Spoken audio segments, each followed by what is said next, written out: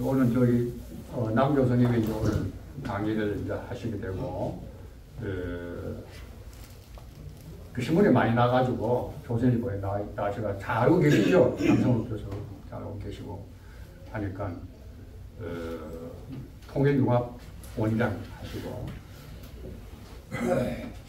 미조리 대학이시죠? 예. 거기서 경제학을 하셨잖아요, 그죠? 예. 하시고 그 계속 우리 신문 그 조선일보 칼럼에 소개하는데 아주 건강한 칼럼을 내고 있어요.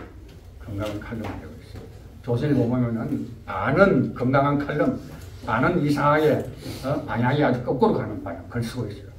그 유명한 뭐 김대중 칼럼도 마찬가지예요. 그런 식으로 글을 쓰고 있어요 지금. 그래서 그런 면에서 아주 건강하게 글을 잘 쓰고 특히 오늘 그 강의는 그 이용준 대사라고 전에 이탈리아 대사인 사람인데 그분이 지금 세종연구소 이사장을 하고 있는데 그 양반이 가끔 그 조선일보 칼럼을 내는데 이번에 이제 우리 오늘 강의 주제 발표한 거 비슷하게 그 미국의 현재 국내 정치 상황에 대해 쭉 설명을 해놨어요. 그 트럼프가 뭐 들어오면 2024년도가 세계가 가장 위험하다 하는 이런 글도 내고 하는데 막 그 양반은 그런 걸 쭉 보면서 아주 긍정적으로 방향을 잘 돌려가 설명했기 때문에 제가 카톡에 그 내용을 올려놨어요. 참고될 겁니다. 편안하게. 네. 특별히 오늘 그거는 준비 안 하고 그냥 구두로 하니까 꼭 기대해 주십시오. 네, 여러분 안녕하십니까?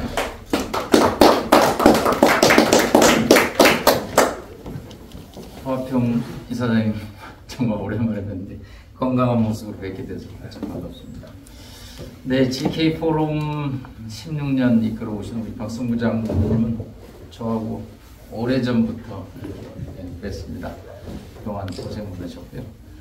제가 뭐 학교나 또 다른 데 가서 강의를 하면 파워포인트도 만들고 이렇게 학술적으로 얘기를 하는데 오늘은 뭐 제가 배워야 될 다 선배님들이고 또 분의 원로시들이기 때문에 제가 그거를 준비를 했는데 오늘 사용하지 않고 그냥 말씀을 드리도록 하겠습니다.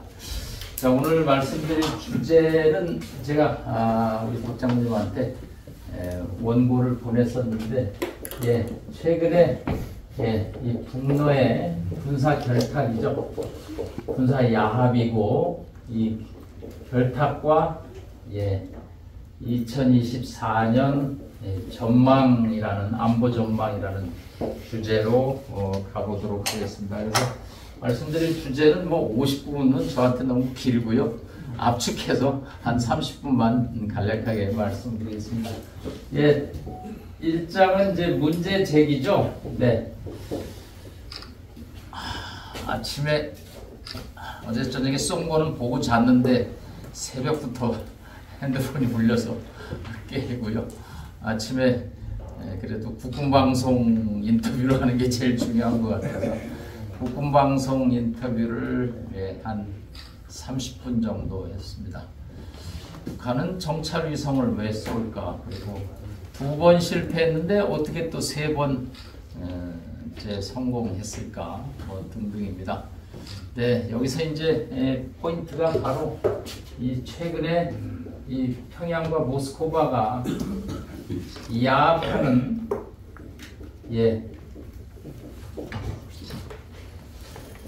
우리 손을 잡는 것이 우리 안보의 결정적인 지금 위협으로 다가오고 있습니다. 그 옛날 사료를 전사를 찾아보니까 1950년 2월에 김일성이 모스크바에 스탈린을 찾아가서 무기를 달라고 애걸복걸하는 기록들이 나옵니다. 그런데 역사가 또 돌고 돌아서 73년 만에 이제 푸틴이 김정은한테 포탄을 달라고 하는 시대가 왔습니다. 그래서 한 100만 발 정도가 넘어간 걸로 컨테이너가 2,000개인데 이미 이제 3,000개로 가고 있고 모스크바에서 부인하고 있지만 우크라이나의 러시아군 텔레그램에서 감사하다라는 메시지가 나오고 있습니다. 네. 자, 이 재래식 무기를 서로 포탄에 주고받을 수 있는 나라는 평양과 모스크바가 겹죠. 반대로 이 김정은 입장에서도 지금 이제 서로 니즈, 수요가 이제 발생한 거죠. 지난 5월, 8월 두 차례 이제 정찰 위성을 쐈는데 1차 때는 엔진 연소가 점화가 잘 안 됐습니다. 두 번째는 8월에 쏜 거는 이제 단 분리가 안 된 거죠. 1단에서 2단, 뭐 페어링이라고 언론에 나오는. 자, 10월에 다시 쏘겠다고 김정은이 그랬는데 11월 22일 날 쏜 거죠. 왜 늦췄을까? 어떻게 성공했을까? 네, 러시아의 기술 지원이 이루어진 것을 보릅니다.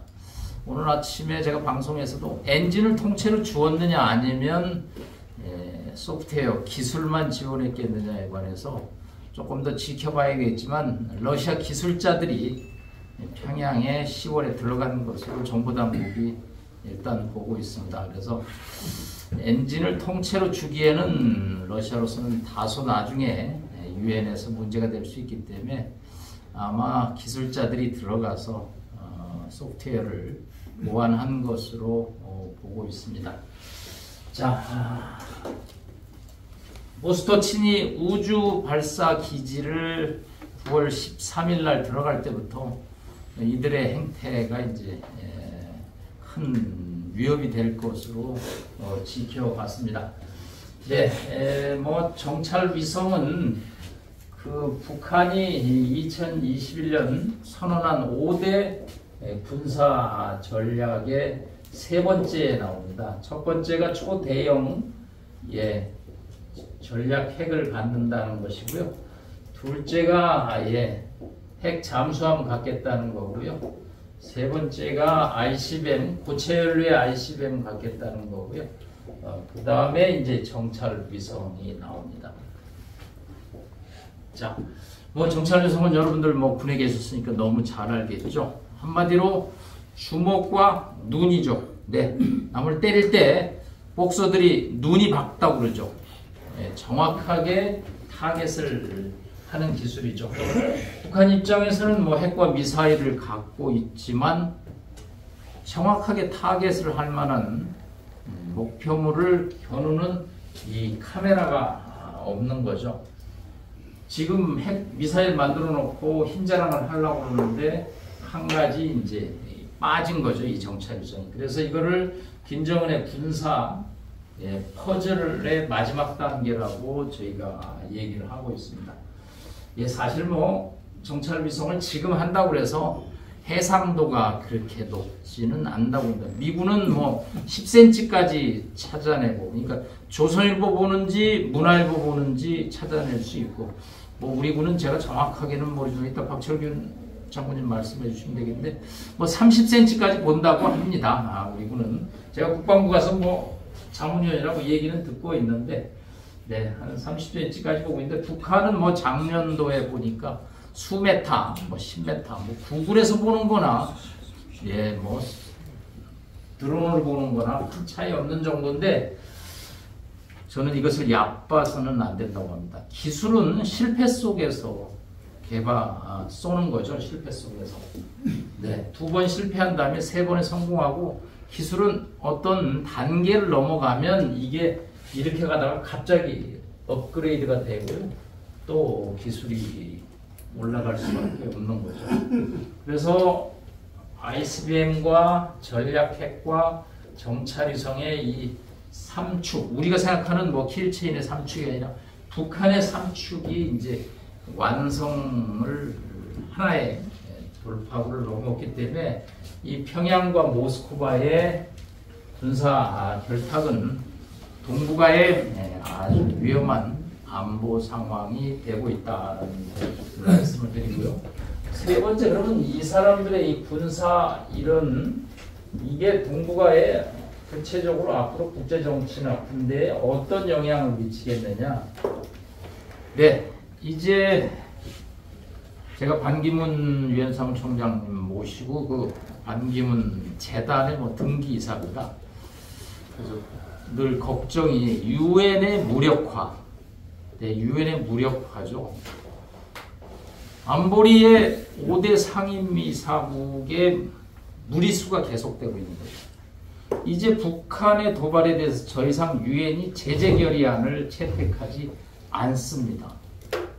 네, 벌써 뭐 채택됐으면 서너 개가 나왔어야 되는데 작년부터는 뭐 북한이 아무리 군사 도발을 해도 유엔 안보리 제재 결의안이 중국과 러시아의 비토 거부권 때문에 채택이 되지 않는 거죠.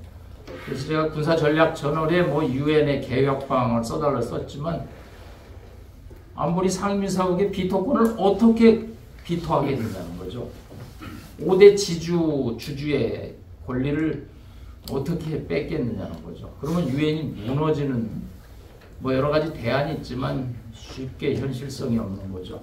자, 여기서 우리의 고민이 이제 북한은 더 이상 유엔 안보리 제재 결의안을 두려워하지 않는다라는 거죠. 자, 이 두려워하지 않는다라는 것은 뭐 도발해도 어떤 나라도 북한을 뭐 우리 미국을 비롯한 자유주의 국가들이 뭐 개별 제재로 들어가는 이외에는 미국의 제재에 관해서 저희가 학술적으로 뭐 연구를 많이 하고 글도 쓰지만 75년에 사이공을 떠나면서 미군 사령관이 얘기합니다. 이 전쟁은 다시 해도 우리 미군이 못 이깁니다. 왜? 베트콩이라는 적이 보이지 않는 전쟁. 그러나 우리 미군은 10년 안에 다시 온다 그랬습니다.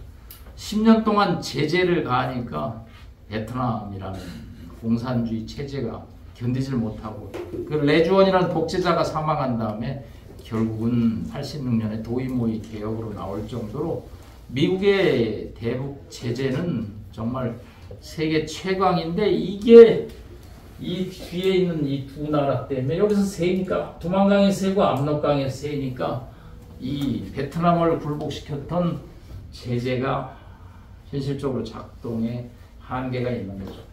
자, 여기서 이제 우리의 고민이 하나 더 나가면 과연 북한 비핵화라는 거를 이거 실행할 수 있을까? 네. 네, 지난 4월에 윤석열 대통령이 워싱턴 선언으로 확장 억제까지는 갔죠. 근데 과연 오늘도 제가 외신들이 한국은 왜 위협을 느끼느냐 이 정찰위성 발사에서 우리도 핵무기를 가졌다면 우리가 위협을 느끼지 않는다. 그러나 우리는 재래식 무기만 갖고 있다. 핵무기와 재래식 무기는 여러분 영화 오펜하이머 보셨죠? 오펜하이머 보신 분 혹시 좀 손들어 보실래요? 한 분, 두 분 보셔야 됩니다. 오펜하이머 영화 보셔야 돼요. 조폭 영화만 보면 안 돼요. 어느 국장에서 하죠? 아, 그건 끝났고요. 그 손자나 아들, 딸한테 넷플릭스에서 검색 올려달라고 그러세요. 안 됩니다. 그거 보셔야 돼요. 북핵 문제가 뭔지를 알기 위해서 보셔야 돼요. 안기문 사무총장님 저보고 그래요. 왜 한국 영화는 조폭 영화밖에 없냐고. 애들이 뭘 배우겠냐고. 그 오펜하이머 같은 영화를 봐야 됩니다. 핵이 뭔지.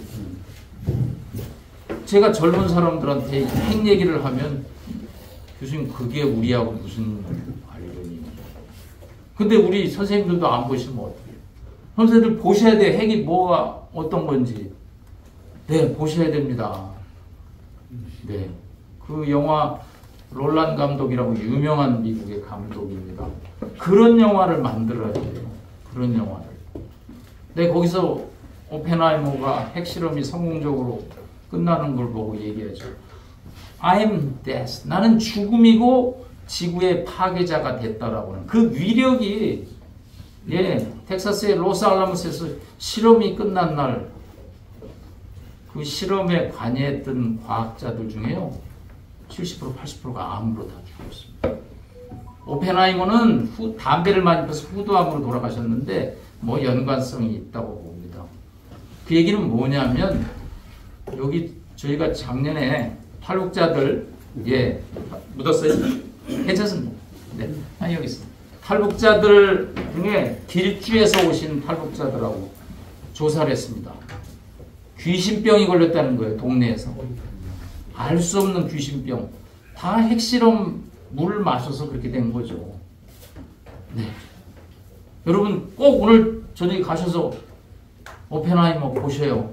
3시간인데 조금 깁니다. 뒷부분은 그냥 조금 안 보셔도 돼요. 메카시 뭐 조사하는 건데 앞부분에 핵이 어떻게 개발됐고 핵이 얼마나 무섭다는 거는 그거 이상으로 지금 설명할 수 있는 영화가 없습니다. 보시기 바랍니다. 네. 그래야 치매도 안 걸립니다. 네. 그럼 보셔야 돼요. 제가 기업이나 학교에 가서 강의를 하면 교수님 저는 전쟁에 관심이 없습니다. 그래서 제가 하는 말이 있습니다.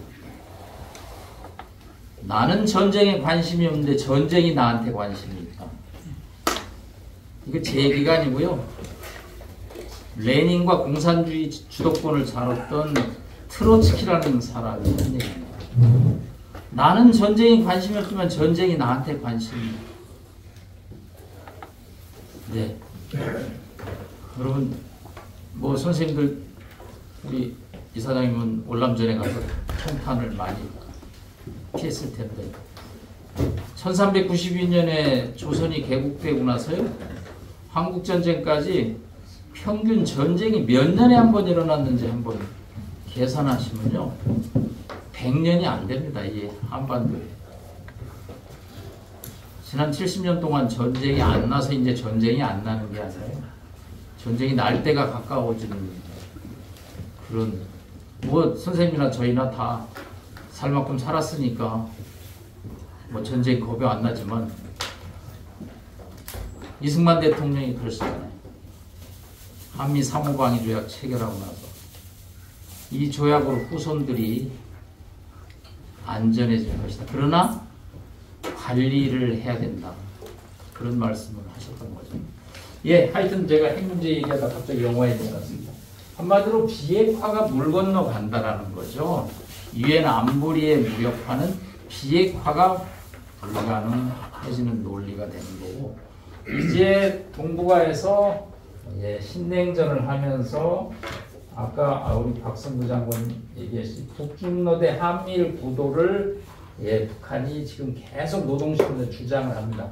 물론 중국의 입장은 조금 다릅니다. 북중러에 끼려고 그러지는 않습니다.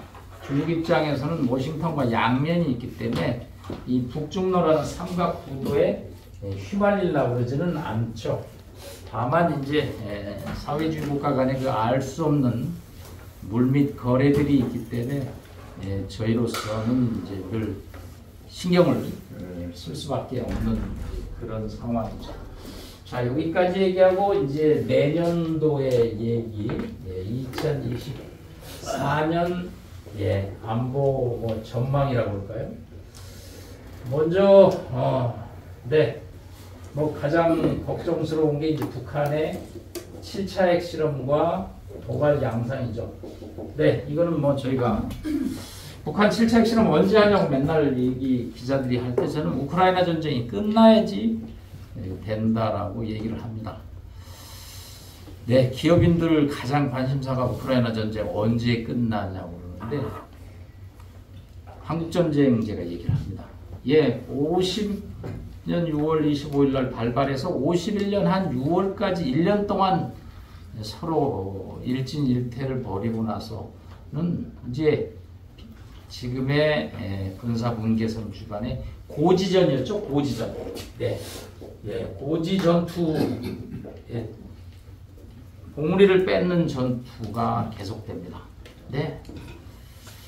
뭐 매일 휴전 협상이 판문점에서 열리지만 휴전이 되지는 않습니다. 언제 전쟁이 갑자기 끝나냐면요. 53년 3월 5일 날 사건 때문에 그랬어요. 누가? 스탈린이 사망하니까 전쟁을 기획하고 감독했던 주인공이 사라졌으니까 이 전쟁을 뭐 지속할 이유가 동력이 없어진 거죠.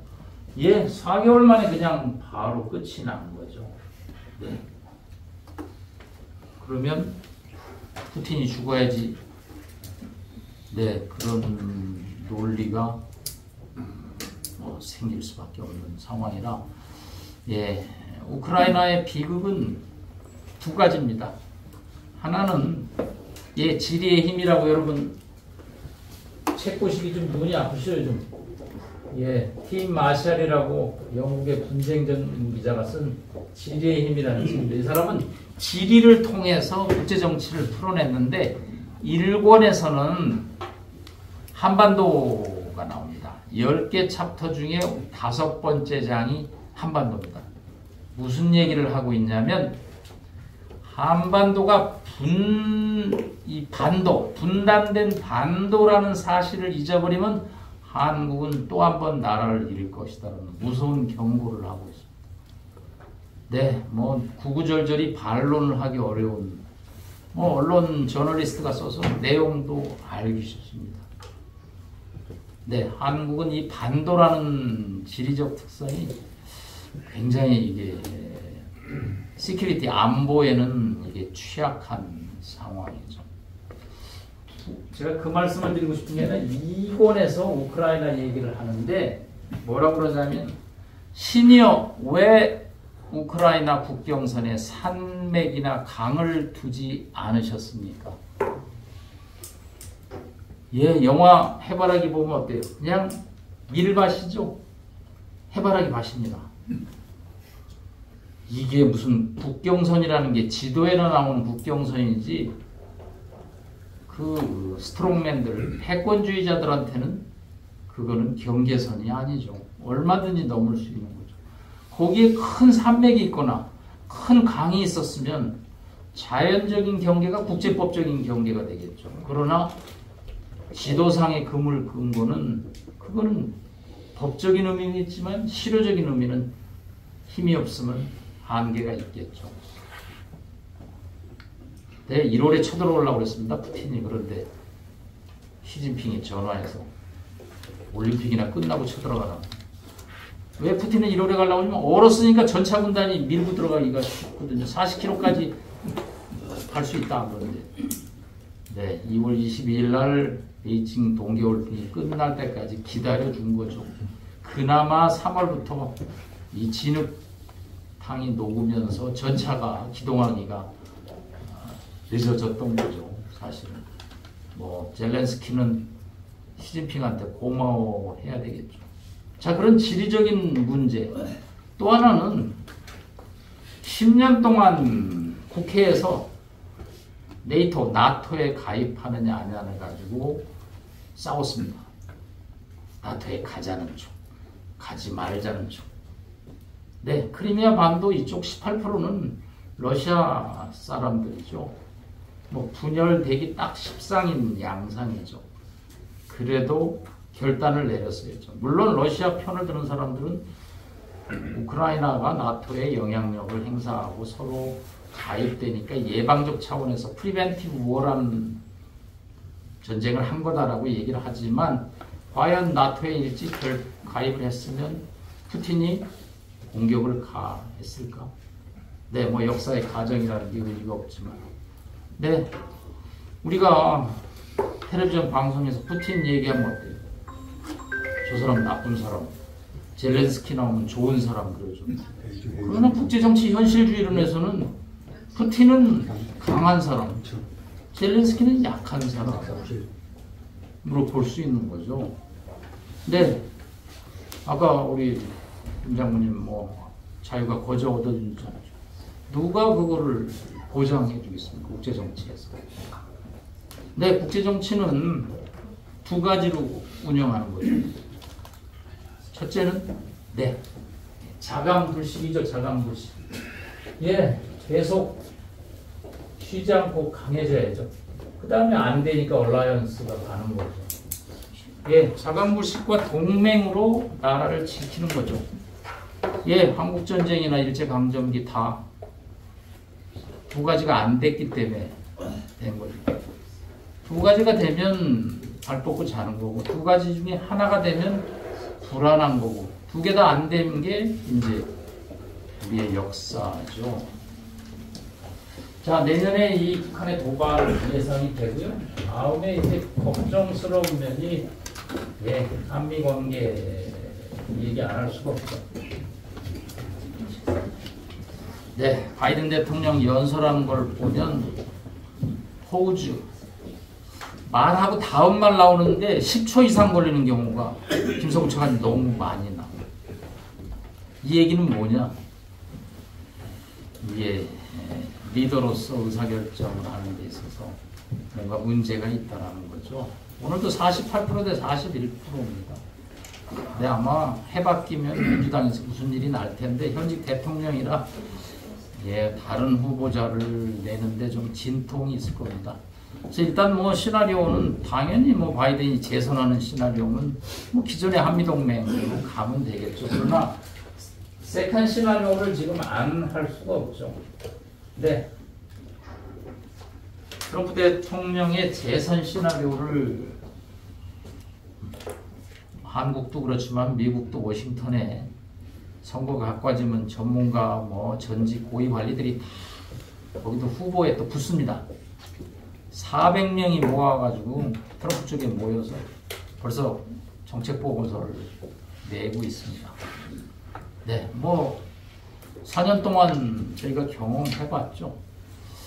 일단은 뭐 방위비 뭐 증가는 저는 뭐 애교라고 생각합니다. 1조 지금 한 5천억인데 지난번에 5조 달라고 그러다가 뭐 티각티각 하다가 정권이 끝났죠.